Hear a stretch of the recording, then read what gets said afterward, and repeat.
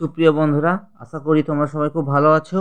আজ বাংলা ব্যাকরণের একটি গুরুত্বপূর্ণ অধ্যায় নিয়ে আলোচনা করব। সেটি হলো বিভক্তি। আজকের ভিডিওতে বিভক্তি কাকে বলে, এর কাজ কি, বিভক্তি শব্দটির অর্থ কী এবং বিভক্তি কয় প্রকার ও কি কি, এ সকল কিছুই বিস্তারিতভাবে আলোচনা করে দেব। তাহলে বন্ধুরা, তোমাদের জানিয়ে রাখি, বাংলা ব্যাকরণ কেন্দ্রিক একাধিক ভিডিও আমার এই চ্যানেলে আপলোড করা হয়েছে। আগ্রহী বন্ধুদের অনুরোধ করব সেই সমস্ত ভিডিওগুলি দেখে নিতে, সেক্ষেত্রে তোমরা উপকৃত হবে। তাহলে বন্ধুরা, সময় নষ্ট না করে শুরু করছি আজকের ভিডিও। বিভক্তি যেসব অর্থহীন বর্ণ বা বর্ণ সমষ্টি শব্দের সঙ্গে যুক্ত হয়ে শব্দকে পদে পরিণত করে, অর্থাৎ বাক্যে ব্যবহারের উপযোগী করে তোলে এবং কারক সম্বন্ধ নির্ণয়ে সাহায্য করে, তাদের কারক চিহ্ন বা বিভক্তি বলা হয়ে থাকে।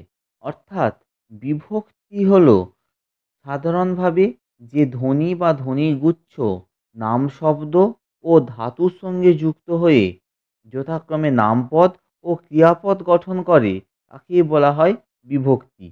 বিভক্তি শব্দটি অর্থ হলো বিভাজন বা বণ্টন। এখানে উল্লেখ করা দরকার, কারক আলোচনাতেও বিভক্তিকে বলা হয় কারক বিভক্তি বা কারকের বিভক্তি।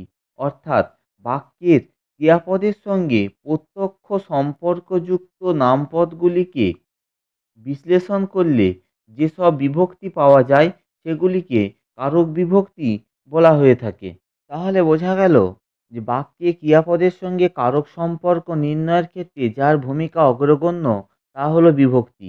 যেহেতু বিভক্তি কারক নির্ণয়ে সাহায্য করে, তাই বর্তমানে অনেকে একে কারক চিহ্ন নামেও অভিহিত করে থাকেন। শব্দ বিভক্তি যুক্ত হয়েই পদে পরিণত হয় এবং বাক্য গঠনে সক্ষম হয়ে ওঠে। যদিও সংস্কৃতে বিভক্তিগুলিকে প্রথমা, দ্বিতীয়া, তৃতীয়া, চতুর্থ এইভাবে চিহ্নিত করা হয়ে থাকে, কিন্তু বাংলা ব্যাকরণের ক্ষেত্রে বিভক্তি কেবল চিহ্ন মাত্র। যেমন শূন্য বিভক্তি বা অবিভক্তি, যেখানে কোনো বিভক্তি চিহ্ন যুক্ত থাকে না। কে বিভক্তি, রে বিভক্তি, র বিভক্তি, এর বিভক্তি, এ বিভক্তি, তে বিভক্তি, অন্ত্যস্ত অবিভক্তি প্রভৃতি। যেমন গাছ যুক্ত এর সমান গাছের, ডাল যুক্ত এ সমান ডালে, ফুল যুক্ত কে সমান ফুলকে। বিভক্তি মূলত তিনটে কাজ করে, যথা: 1 নম্বর, শব্দ বা ধাতুকে পদে পরিণত করে।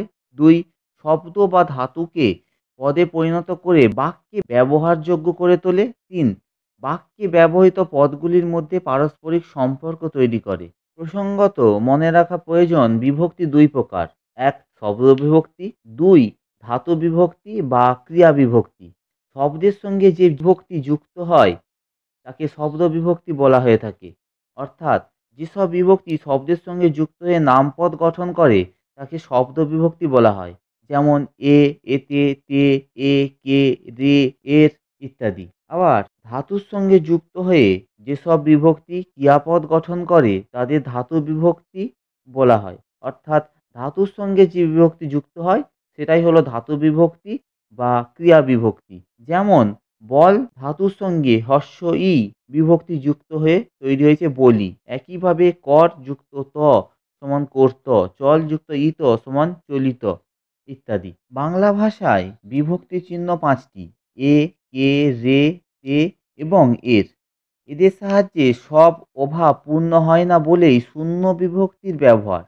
আসলে শূন্য বিভক্তির অন্য নাম হলো অবিভক্তি। যে শব্দ বিভক্তি চিহ্ন ব্যাকরণের নিয়ম অনুযায়ী বিভক্তি ছাড়া পদ হতে পারে না, অথচ অনেক সময় বাক্যে বিভক্তি চিহ্নহীন পদ দেখতে পাওয়া যায়।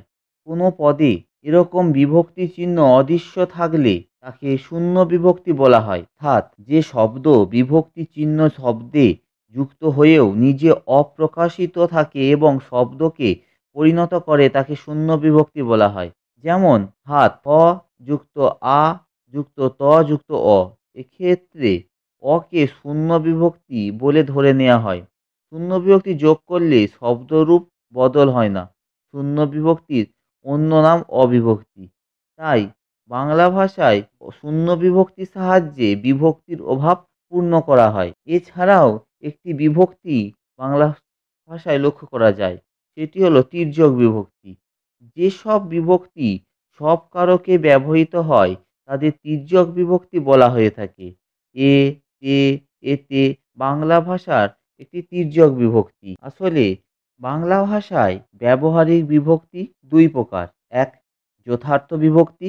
দুই, বিভক্তি রূপে ব্যবহৃত পদ বা অনুসর্গ। যথার্থ বিভক্তি হলো বাংলা ভাষায় সাধারণভাবে ব্যবহৃত বিভক্তিগুলিকেই যথার্থ বিভক্তি বলা হয়ে থাকে। যেমন এ, কে, রে, তে ইত্যাদি। এর অন্য নাম মৌলিক বিভক্তি বা মৌলিক বিভক্তি চিহ্ন। ধাতু বিভক্তিকে আবার চারটি ভাগে ভাগ করা যায়। এক, পুরুষ বিভক্তি। দুই, প্রকার বিভক্তি।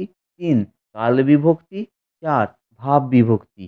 বন্ধুরা, বিভক্তি এবং অনুসর্গের মধ্যে কিছু সাদৃশ্য এবং কিছু বৈসাদৃশ্য আছে। সাদৃশ্যগুলি হলো বিভক্তি অনুসর্গ সাধারণত শব্দের পরে বসে। দুই, বিভক্তি অনুসর্গ পদ গঠনে ও কারক নির্ণয়ে সাহায্য করে। তিন, বাক্যের অন্তর্গত পদগুলির পারস্পরিক সম্পর্ক তৈরি করার ক্ষেত্রে বিভক্তি এবং অনুসর্গ সমান কাজ করে থাকে। বিভক্তি অনুসর্গের মধ্যে কিছু পার্থক্য লক্ষ্য করা যায়। সেগুলি হলো এক, বিভক্তি শব্দের সঙ্গে যুক্ত হয়ে বসে কিন্তু অনুসর্গ পৃথকভাবে বসে। দুই, বিভক্তি সবসময় শব্দের পরে বসে কিন্তু অনুসর্গ কখনো কখনো শব্দের পূর্বেও বসে থাকে। তিন, বিভক্তি হলো বর্ণ বা বর্ণ সমষ্টি আর অনুসর্গগুলি হলো অব্যয়পদ। চার, বিভক্তি অর্থবিহীন কিন্তু অনুসর্গ অর্থবহ শব্দবিশেষ। পাঁচ, বিভক্তি শব্দকে পদে পরিণত করতে সাহায্য করে কিন্তু অনুসর্গ সেটা করতে পারে না। তাহলে বন্ধুরা, ভিডিওটি তোমাদের কেমন লাগলো কমেন্ট করে জানাবে। ভালো লাগলে লাইক দেবে, বন্ধুদের মধ্যে শেয়ার করবে এবং চ্যানেলটিতে নতুন হয়ে থাকলে চ্যানেলটি অবশ্যই সাবস্ক্রাইব করতে ভুলবে না। ভিডিওটি দেখার জন্য সমস্ত দর্শক বন্ধুকে অনেক অনেক ধন্যবাদ।